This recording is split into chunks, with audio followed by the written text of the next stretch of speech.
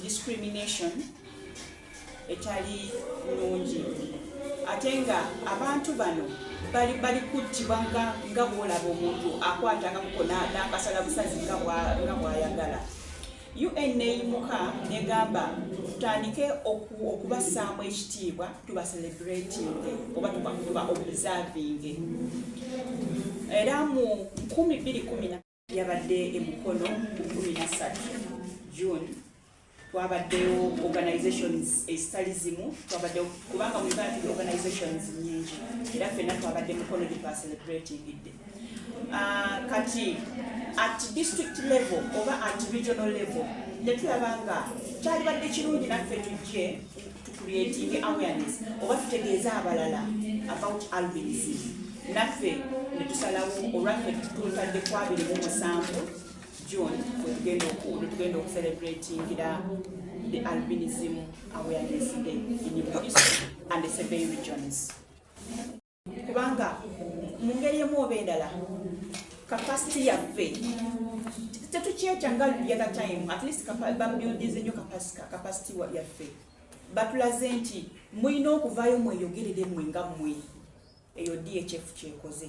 Ne twebaza Albinism Foundation bamanyi nti bano abantu with albinism tebagenda ku ssomero nnyo, so beetaaga something like income generating oba okukola kaka business akatonotono, era Albinism Foundation etuyambye okukola ebintu ng'ebyo.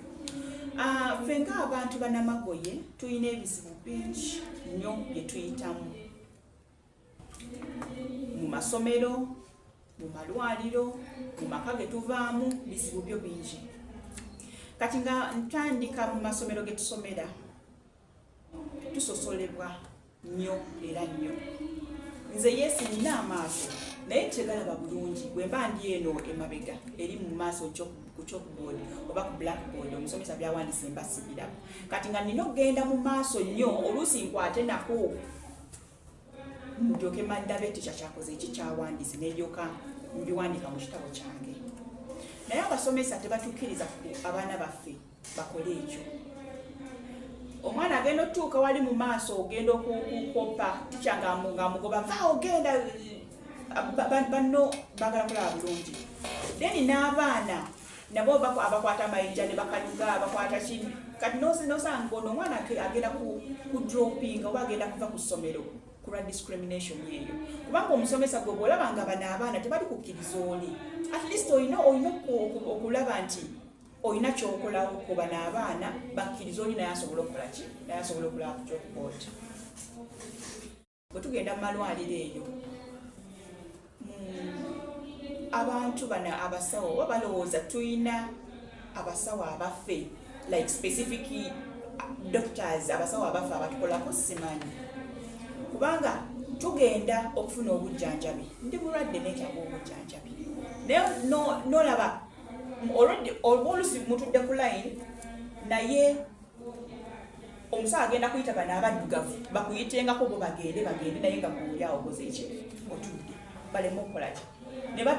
Kati omusawo akufuddeko ennyo n'agamba lindako omusawo ali kujja ne bakutransferring ew'omusawo omulala ogenda okuva ku health center olusi nga tofunye na bujjanjabi. Bannaye tusosolebwa nnyo. Kati otudda mu maka gaffe osobola okubuuza omuzadde nti oyina abaana bameka, nakugamba nti nina abaana 4 naye n'omu namagoye. Kati neweebuuza bano abaana bonna kitegeeza ono namagoye eri esi mwana. Nosanga abaana bw'abanga nosanga bamaama azadde omwana with albinism, si bamaama bokka ne bataata. Ye n'akwata omwana we namagoye n'amusibira mu nju. Ate olwekyo tulina ekizibu eky'amaaso obutalaba bulungi. Kati ate omwana ne bamusibira mu nju omwaka ogusooka emyaka 2, omwana agenda okufuluma ebweru oba ng'afunyeko chance efuluma ebweru nga takyalabirako ddala. Bwe kijja mu kugaba ebintu gaffe wano mu Africa oba wano embaale ewaffe, omuzadde yenna alina okuwa ebintu abaana be, kati ng'amataka biki ebyo bwe bityo. Naye bwesanga nti agenda kuwa bali abalala abaddugavu, nze namagoye andeke ebweru. Ate in most cases kino kiri mu bazadde kubanga nange nkyerabirako. Wobanga toyina ssente tebakulabirawo ddala ate least obeerako ne ssente omuntu asobola okupretendinga n'ateekako plastic smile eyo nakulaga nti akwagala naye akwagadde lwaki lwa ssente kati kibeera wansi nnyo oba nga toyinaako ssente ajja kulaba edda nga oli kizibu nnyo. Still bwe tujja mu communities banaye tetukkirizibwa bw'oba nga waliwo oba meeting oba kiki tebakkiriza kututeeka wamu oba naffe tukuwayo ideas zaffe fegana bantu banamagoye balabira ddala nga engeri gye tufaananamu oba nga oba tuyita embizi ebisinaani biki tuba tetulina magezi naye ekituufu kiri nti yes ndi bwenti ndi white oba ndi mweru bwenti lwakubanga skin yange erina akantu kebulamu akaleeta kala ya black kyova olaba nze ndi mweru akabalala baddugavu naye bwekuba musaayi kyekimu amagezi nange nina ng'abaana abalala abaddugavu naye lwakubanga skin yokka siina difference yonna. Musajja ajja n'akwogereza bulungi n'akutwala mu nju ye ye omusajja asobola okuba ng'akwagala naati n'osanga ng'ate abazadde be tebakwagalira ddala kikkiriza oba kigaane obufumbo otogenda kutulamu ng'abazadde b'omusajja tebakwagadde ate bw'osanga bano abazze okuzanya kawuna ali kutestingako obutestinzi n'ofunayo olubuto tagenda kuwasa kukkiriza gaana neweesanga ffe bangi abakyala abaliko kunamagoye tulina abaana bangi naye nga buli mwana taata lwaki kulw'ensonga eyo nti ono oluusi azze kutestingako obutestinzi n'ofunayo olubuto oli ogenze mu bufumbo obulungi ogenze kufumba naye abazadde ne bagaana kati byebyo ebizibu bye tuyitamu. Then obuzibu kati bwe tufuna mu communities bannange babodaboda ebweru eyo oba kale abasajja bonna abalala baagala kutufuula nga ekintu ekyokulozaako buloza ekyokutestingako kati mu kutestinga okwo ate mwetufunire obuzibu oluusi n'ofunayo obulwadde oluusi n'ofunayo olubuto kana ate waliwo n'abakirowooza nti bweweebaka n'omukyala namagoye owona obulwadde siriimu ekitali kituufu. Nze nga bwe nnina omusaayi nga gwe omuddugavu n'oyo omuddugavu nange nsobola okufuna obulwadde obwa siriimu nga naawe omuntu omuddugavu. Abantu abanamagoye tulina ebizigo bye tukozesa babiyita sunscreen ng'ebizigo bino bwe mba mbyesiize binyambako omusana okuleka okunza okujokya ennyo nsobola nkufuna skin cancer. Tubadde tusaba gavumenti ebeereko n'engeri etufunira sunscreen eno zijje ku health centers ng'omulala wa siriimu wagenda nafuna ARVs ku ddwaliro nange namagoye nange ngende nfune sunscreen wange wa ku ddwaliro.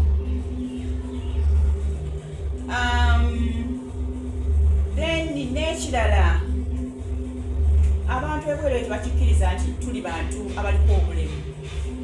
Kino kigenda ku ma districts abantu baffe babadinayinze oba baganya okubawa disability grant nga babagamba bo si balema si district emu si bbiri kino nkyogera nga nina obukakafu babagamba mugende mwetamu mu bibiina ebirala eby'abantu abaliko obulemu whereby nange nze okusinziira ku right gye mmanyi obulungi mu Uganda omuntu namagoye naye muntu mulema era nange mba nina okugenda nange nfune zino essente. I have that right.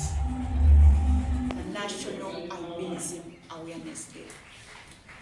In 2014 in December, the UN sat and they saw the discrimination that people with albinism go through. So they decided there should be at least a day to observe for albinism. So it was put in 2015. So 2015, 13th June, it was when we celebrated our first International Albinism Awareness Day. And we are still celebrating it up to date.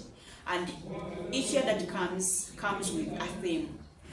As the project officer said, the theme for this year is demand for our rights, protect the skin and preserve our lives. We had an international celebration which was in Mukono on the 13th of June. But of course we are so many organizations of people with albinism in Uganda. Each organization has prepared its own day for the celebration. So for the Bugisu and the Sebei region, let me say the Elgon region, ours we have put it on the 27th of June, which is next week. But before that, we want to create awareness in the communities about albinism, because we are facing so many challenges in the communities.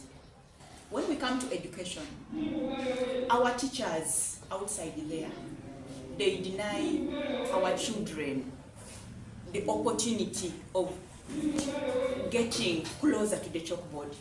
We have a general problem of low vision. I don't see well when I'm standing far.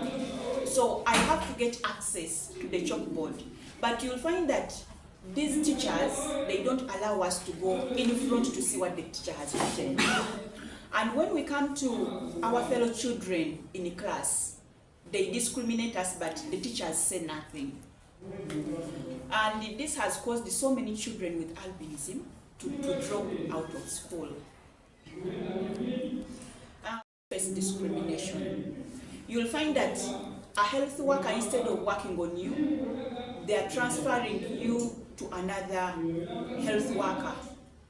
Like that. You'll find that the day has ended and they have not worked on you.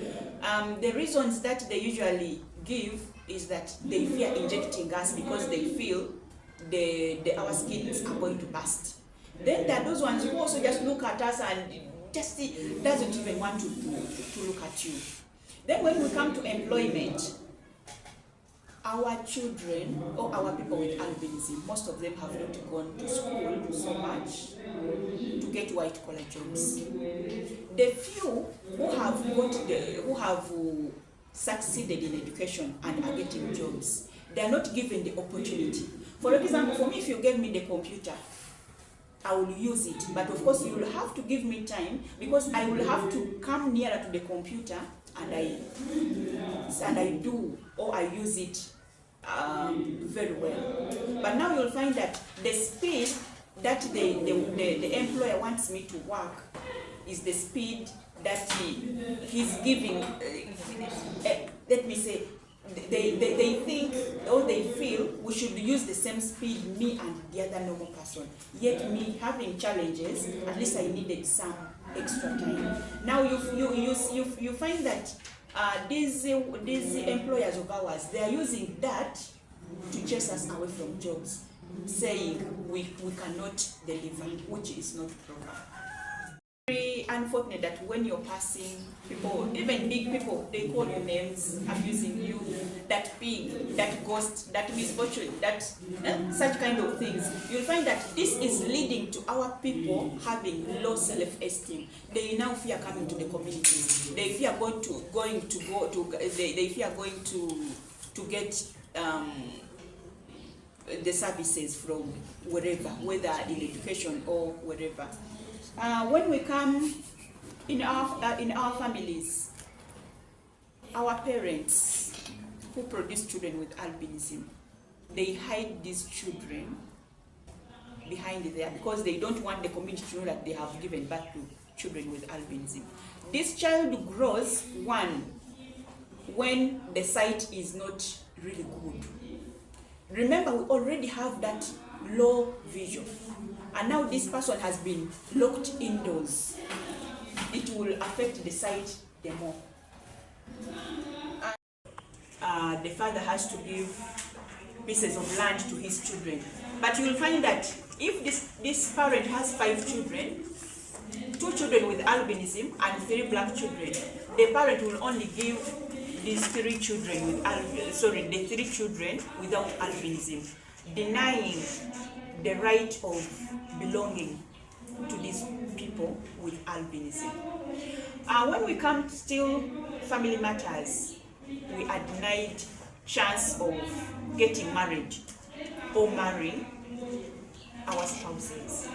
You'll find that if you get a man who loves you like me, a lady, the man will love me, but the family will not love me, and vice versa, which is really leading us to stay in this total discrimination wherever. To the families of these people with albinism, we are also people like any other person. I have red blood, whereby all other people have red blood. So we are children, or we are also human. We are not the misfortunes, the pigs, and whatever names they give us. No, we are also human beings. But it is because I'm lacking melanin in my skin. That's why my skin is white and your skin is black. If I come to the service providers, I appeal the service providers should welcome us people with albinism and give us the service that we also need, because if I am sick, I am entitled to health. If I have a child with albinism, this child with albinism has to go to school. If I have gone to school like me, a woman who has gone to school, and I need employment, of course when I come to you, don't deny me the chance. With that, Uganda. Kubanga kino tekibangawo mu Uganda. Tulina organizations nyingi ez'abantu with the albinism.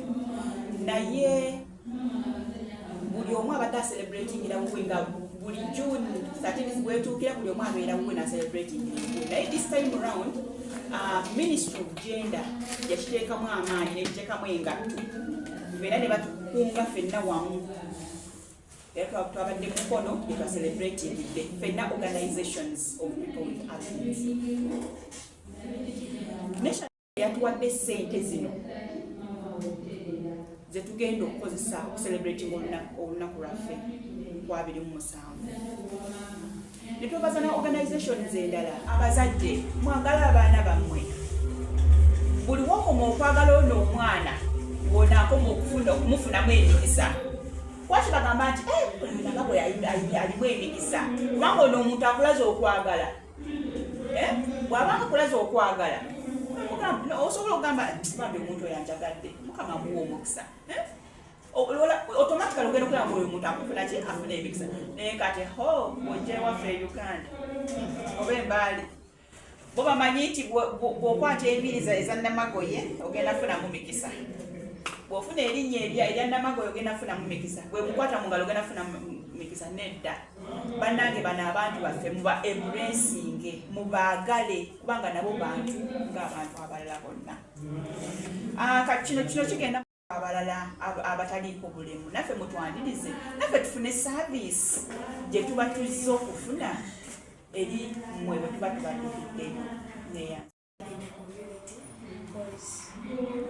In the community where I live, I've not seen there are many challenges, but a few. And the first one is some of the people whom I live with, they isolate me. Some of them do not want to be with me. Where I sit, they don't want to sit where I'm sitting. They say, He will also give us albinism, yet for us we don't like those people. They call me a ghost. Others call me to be a white person. That for me, and others reach at an extent of saying that once an albino die, just goes away as if a spirit. And they are like, for us, we don't like those people, we don't like to sit near her or where he's sitting, like the and just a problem is paying fees that she is unable. She pays, but she pays very late when they have already sent me back there. Yet, almost I've been a semi-candidate warming up for the examinations, and as you see, the new candidate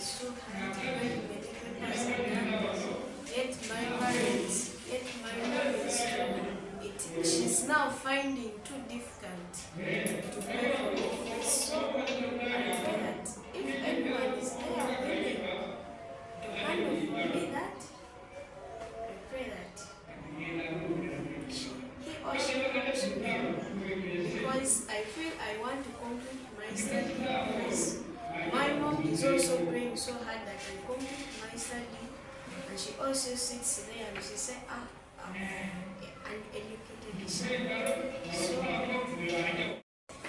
building a lot of capacity in us, persons with albinism, though we belong to disability fraternity, but I think we are slightly different. We have different issues that needs a lot of attention.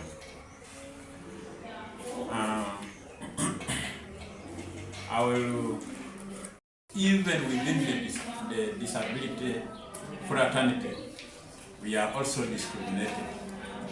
Because you need some service, they say, no, for you don't belong to us, you don't do this.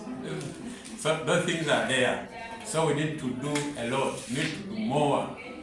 I don't know what the government should do, but to find a way of defining us properly. Because sometimes, if you go to the white, we are not white enough.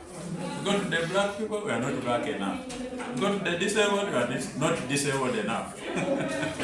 So the government needs to do more and define us very well so that we can participate equally with others.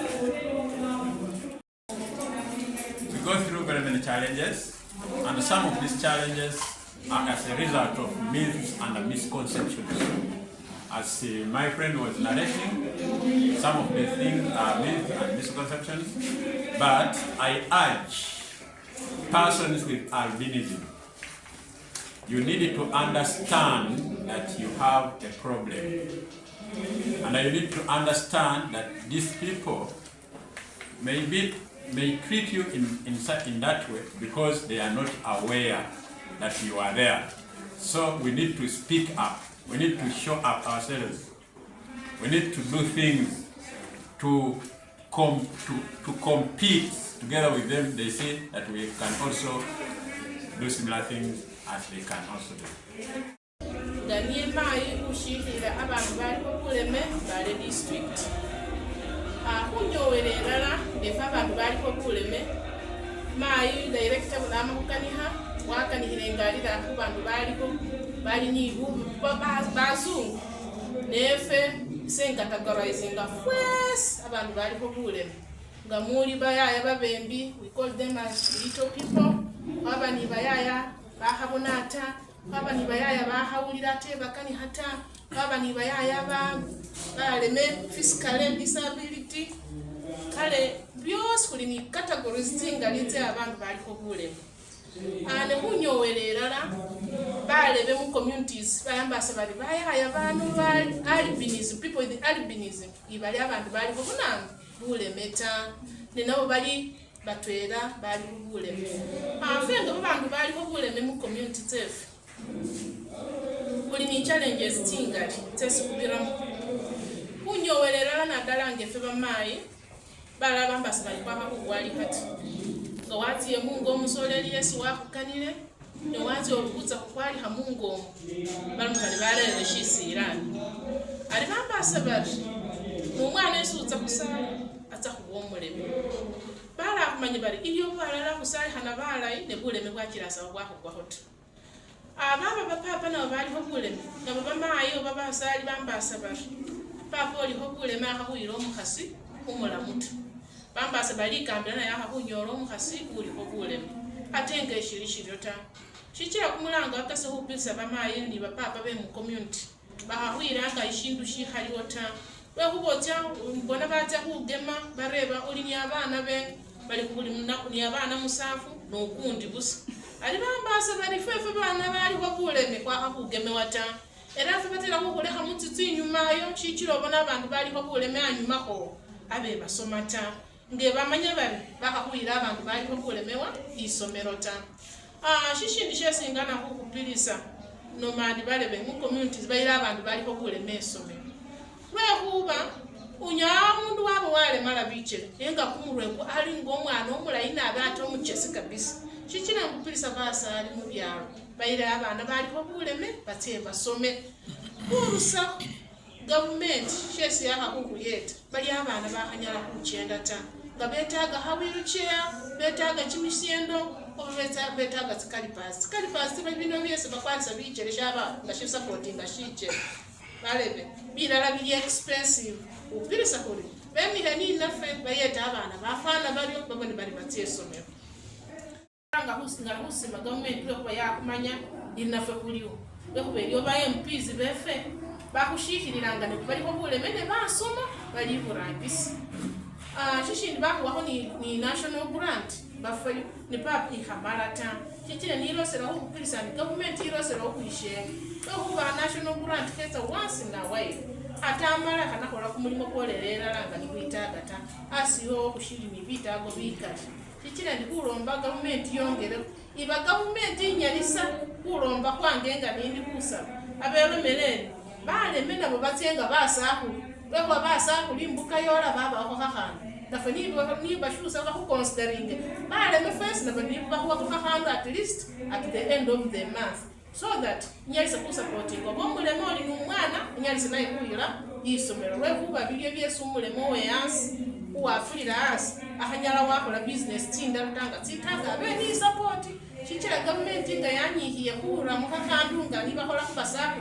nafa kuna baonje yesu kuambira kwa kakandi nyalisa kuyeta abana befe bese kusala abamuti nyingi bye banyala kuchenda ta bali asya wene mwaro oyo nga banyala okuinuka yesu balita chichira ndi kukupilisante at least bero sero kwimihani enough ahundali nga silandi like landslides babonenga at least batereza bakusaya abantu bo bali bubi abantu bali kokule shebu kangi oba shebu la mukula mubwe abantu bali kokula bule basale ulomoru umundu wa yayo likokule mobwenga sikwaye sele kutya mwidwali bahureba bire bikumala mo kamani unyola bakomba bali umundu mulema kana kusala ulamo mwena nine shitani atengo nyala kunyina shitanda bahureba nesanyalira kukona nomuzeza kushitanda urashina shimuhasa kunina ngali shiso basale ndikulomba ngomundu uliko buleme watsiye mwikangiro